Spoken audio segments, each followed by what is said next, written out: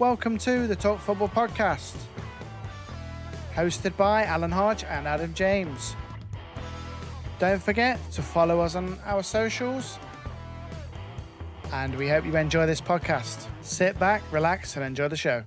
Hello and welcome back again to the Talk Football Podcast. This is part 3 of this mini-series looking at the promoted clubs to the Premier League and looking at their transfer windows and whether or not I think they may have a chance of staying up.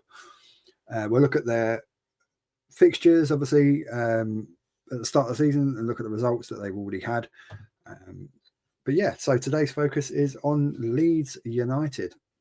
And as you can see on the screen, they've done a little bit in the old transfer market. Not a lot, but they've done a bit, but then they haven't really let too many go. So let's dive into it and have a look. So obviously you can see at the top of the screen, Sean Longstaff from Newcastle, good solid central midfielder. Quite surprised that Newcastle let him go, but you know what it's like with PSR these days. It's forces clubs to sell their homegrown players. Anton Stack, I'm not overly familiar with him. Obviously, he signed from Hoffenheim for a good amount of money. So it'll be interesting to see how he does. I don't really know too much about him, so I'm going to have to watch a couple of Leeds games, which pains me as a Chelsea fan, but I'll do it just for you.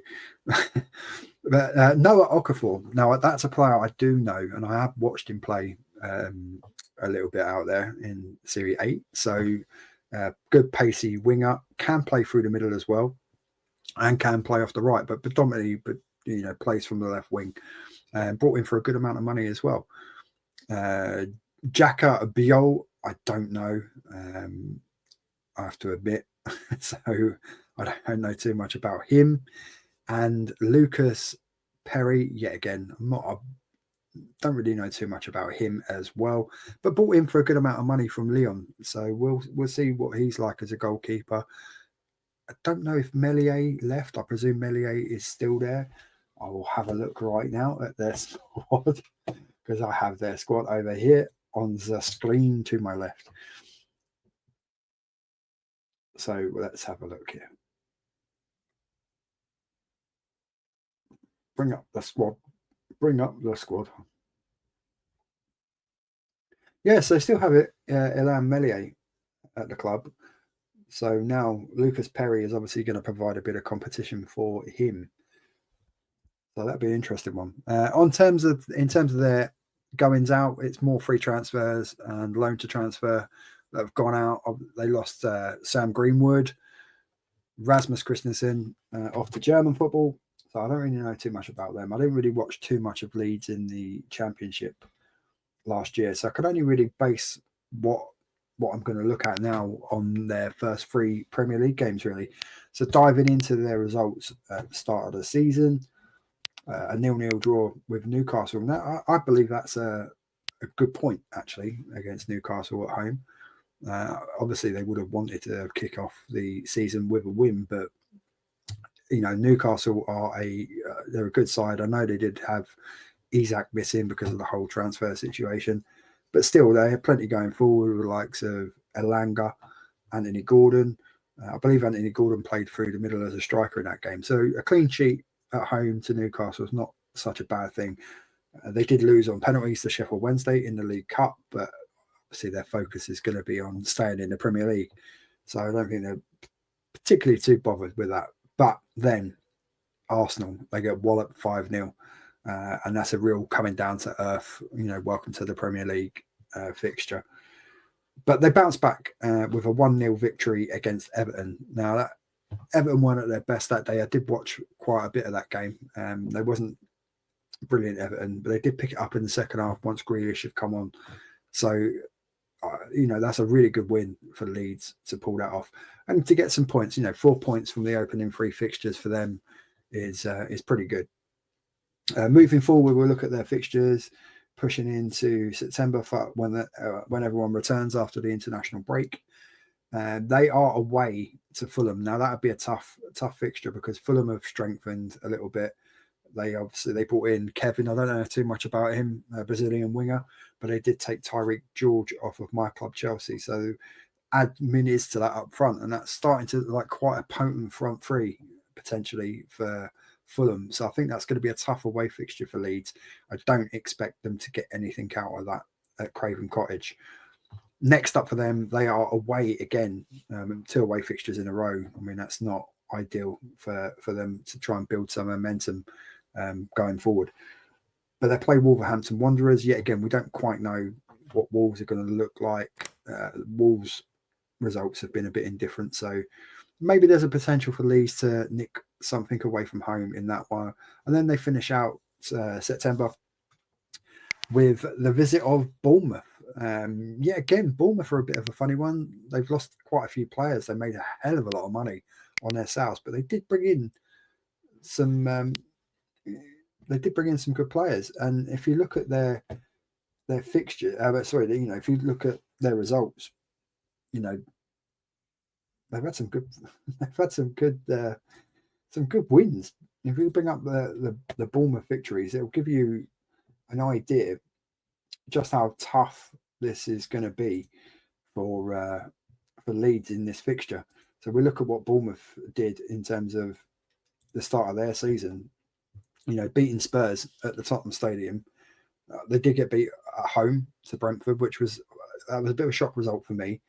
But then they bounced back with a victory. That was obviously that loss to Brentford was in the cup, but a loss at home is a loss at home. But they did bounce back with a victory over Wolverhampton Wanderers, and then obviously they got battered 4-2 by Liverpool. But I say battered, but actually I thought they actually played quite well in that game, and I think against a little bit of a leaky Liverpool defence, if a few more chances had gone their way, that could have well have been a very different story in that fixture. But Liverpool just had that little bit too much firepower. So I do think that is going to be a real tough fixture for Leeds, that one in particular. So I don't really see that they're going to get too much out of that. We're looking at their fixtures pushing forward from that point onwards. It doesn't get any easier, but then when does it in the Premier League? So pushing into the back end of their October fixtures, they are home to West Ham. Now, looking at the first couple of West Ham fixtures, I would have looked at that game and I probably would have said Leeds at home might well just do them. But then West Ham travel off to Nottingham Forest and pull off a 3-0 win. So who knows? Football is surprising and unpredictable. But I would think at Ellen Road, an 8 o'clock game on a Friday night at Ellen Road under the lights. Ellen Road is a raucous place on an evening fixture. So I do think that, I think Leeds might have a chance of that one, but you don't know. We'll see. We'll see how it goes. Overall, looking forward to their season. They did bring in a couple of free transfers in terms of the forward areas in the Mecca and Calvert-Lewin. It'd be interesting to see if they can keep big Dominic Calvert-Lewin fit. If they can, on his day, he's a handful and he can score goals against anyone. So I think it's a good signing for them. But yet again, key word, if they can keep him fit. I don't know too much about Mecca, but he looks a good player from what I've seen in their first couple of games and that already. So I think that if they can get a few wins under their belt by the time we hit the Christmas period, pushing in towards January, I do think there'll be some other Premier League teams that are going to have a little bit of a struggle. I think maybe Brentford and West Ham in particular could struggle a little bit, but you don't know. I mean, obviously Brentford under new management and Keith Andrews, you don't know quite how they're going to adapt to that. Obviously the players know him because he's been there as a coach anyway under Thomas Frank, so it's not like it's like a new manager coming in with completely new ideas. They know what he's about, so it'll be interesting to see. But I do think that there may be one or two surprise teams that struggle, which could give these promoted teams the opportunity to stay up. And as I've mentioned in the previous 2 episodes, in the 2 previous seasons, all 3 teams that got promoted went back down. But I do feel that Leeds and Sunderland in particular may be the ones that maybe buck this trend of going, coming up and going straight back down. like I say, particularly Sunderland. I think Sunderland have strengthened better than Burnley and Leeds have done.